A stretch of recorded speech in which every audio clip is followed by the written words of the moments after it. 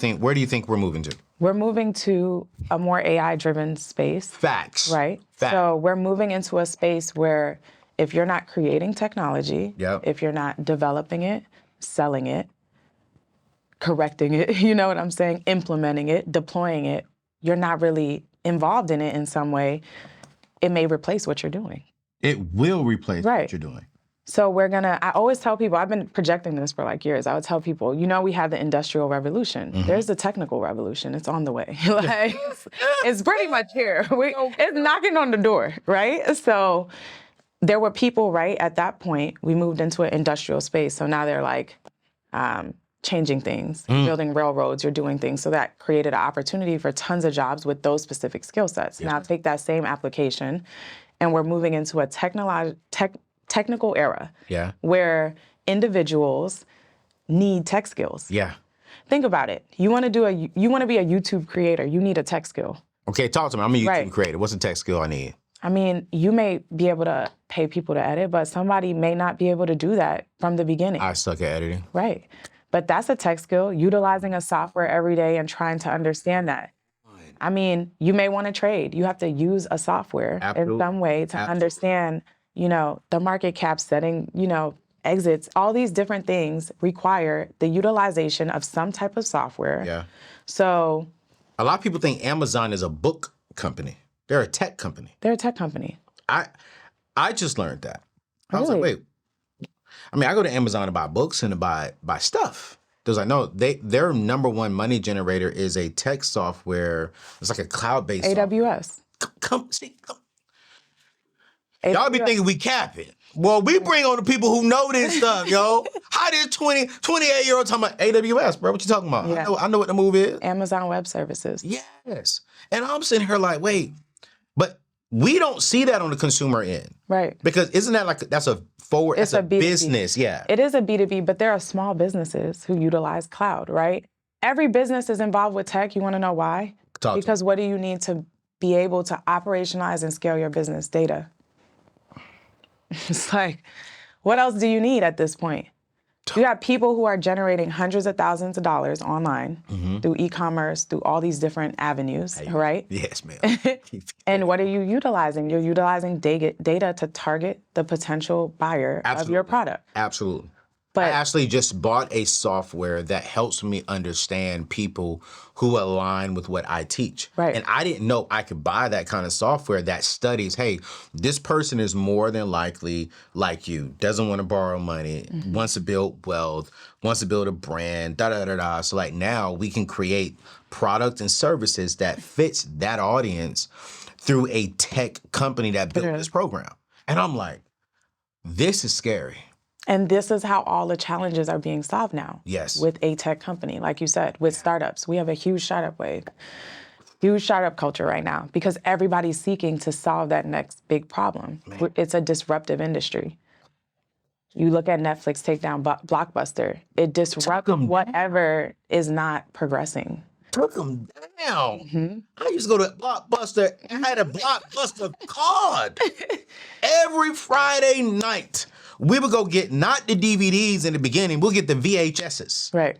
Get that thing, come back home. Then I don't know if y'all remember the VHS. You probably too young for this, but we'll blow inside the VHS and it wasn't working right. Hello. No. Blowing that thing. If that wasn't working, we'll take it out. We'll blow inside the VHS. And then the DVDs came out. We're like, oh, okay. Then we want the Blu-ray DVD. Now that's your age, right? Yeah, Blu-ray. Yeah. We want that Blu-ray. I ain't that young. I was around when Blockbuster was still around because I saw it happen. I was young. You was young. Yeah, I remember going into Blockbusters though. But did you see what was happening, or were you like, oh, okay, they just going out of business? I saw it in hindsight. Like, I didn't really realize, because you remember Netflix started off with those boxes you could pick up. So it was similar. What they did was they disrupted from like just we'll make it more available everywhere. Supermarkets, wherever you want to go, and you could drop it back. And it made it a little easier. But then once they moved digital, it was over for Blockbuster. And let me tell you what sparked it. This is why I love tech. Yo, real quick, you guys, are you looking to change your career here in the year 2023? If so, look no further than Bethel School of Technology, the only Christian online tech boot camp in the world. According to a recent report, Black people make up just about 4% of the U.S. technology workforce. But you see, at Bethel Tech, who I've partnered with for this year, they believe that all people, including us Black people, should have access to the lucrative and fulfilling opportunities in the tech industry. Now, with their 9-month program, you'll gain the essential skills you need to start a successful career in technology. And let's not forget the earning potential. You see, according to Indeed, the average salary of a software developer in the US is around $103,000. Say what? You know, you can choose from programs like the cybersecurity and UI UX design and launch your tech career or even a tech business ignited with passion and purpose. So listen, we're going to skip the debt and we're going to invest into yourself for just 9 months that can change the next 9 years of your life. All you got to do is join Bethel Tech today to achieve your career aspirations. Visit anthonyoneal.com/Bethel or click the link in today's show notes today so you can register and start a new journey of your life. Now, you know what? Let's get back to the show because this is a good one today. Let's keep it a buck. This is illegal, but this is what sparked it. When, what was that thing, CJ, where you can go online? Yes. Where you can download the music and download the videos. Yeah. I forgot the name LimeWire? LimeWire. LimeWire, Napster. Yes, LimeWire. You can go in that thing, download music, download movies. This is when you had to pay for Apple iPod music. Yes. Nobody was doing it. Nobody go was on doing that. LimeWire and get, but you might get a virus. Yeah, you was definitely getting a virus. I start running 10 times slower. Now listen, we knew if you got a virus, we knew you was on LimeWire. You could even get the bootleg movies on LimeWire. What? Boy, and listen. I avoided those. Yep. A lot of the viruses. Well, we'll be in school on Napster. Right. Getting music. Listening on, I'm like, and Napster was even charging like a monthly. It was like a subscription basis at that point. Yeah. Like, yo. But it's like, it's so funny how when we look at where we are today and we look at the power of what tech has done, that's tech. But that's only 15 years. So just think 15 years from today.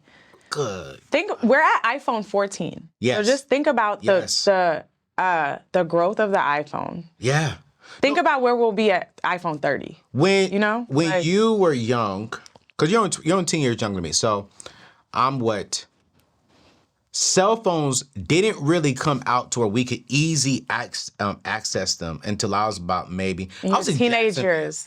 Well, my teenage years, you had like Nokia. Yeah, like the snake game on the phone. Yeah. The Boost Mobile. Boost Mobile, yes. You know what I'm saying? You can get a little... Or the Sidekick. The Sidekick was, and then we had literally the pocket thing you could put it in. Everyone had a little, you held your phone on the side. Star Trek, yeah. And I'm just amazed when you bring up iPhone. I'm like, man, I remember my very first phone was a Nokia. Then none of them had cameras on them. No digital interfaces. None. It was like that BlackBerry curve. You remember the BlackBerry BBM was going up exactly. too. Now the BlackBerries. That was like the best thing. The curve was like the best thing that you could get at the time. Or the Razor. The Razor was dope. The Razor was like the first groundbreaking. That was dope. Thin, portable. Thin. And you so put that in your pocket. Mm-hmm. So when you just look at the rate at transformation with the technology, I advise everybody, this is the time to really build on that skill set. Yeah. And that's why I'm passionate about helping people, whether it's tech sales or not. Yeah. Tech in general is some type of stability. Yeah. Even if you're not generating crazy commissions, you can now get equity in companies. Yes. Some people are getting $15,000 to $20,000 a year just in stocks at companies. So imagine over 4, 5, 6, and then every year you get bonuses on top. So now they're vesting like continuously. Yeah. One of the things, this is why I love this conversation, and I know my people are probably like, Anthony, tech, and I'm not saying it's the end all be all, but here's the problem that I have, not that I have with Black people. Here's the problem that I think we have in the Black and minority community, is that we don't have the information that tells us, hey, this is what's coming down the road. Right. Take advantage and position yourself to reap some of the wealth, right? Now. And so it's like, I think if we look at it, 4 years ago, wealth was oil. I think 40 years from starting today and 40 years, the next 40 years, it's really going to be two things. I think it's tech and it's content creation. I do agree. You know, it's like if you can get in one of those spaces, whether it's part-time, full-time, your next 40 years is going to look different.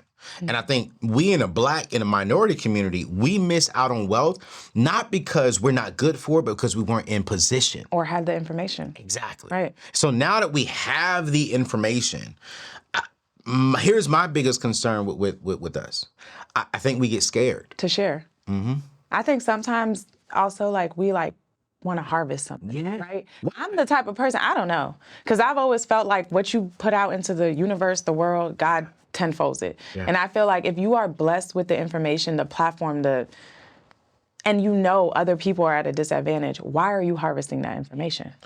Why not share? Why not empower all of us to kind of be able to be in position to have these types of resources? And that's why I felt passionate, because it's like, from somebody who did grow up privileged, I see the disparity and disadvantage. When I have friends who we're having conversations about differences in how we grew up, and also surrounding yourself with people from different environments allows you to understand and empathize with different things. A lot of people are privileged and don't even have the awareness to understand you are privileged. There is an advantage to that.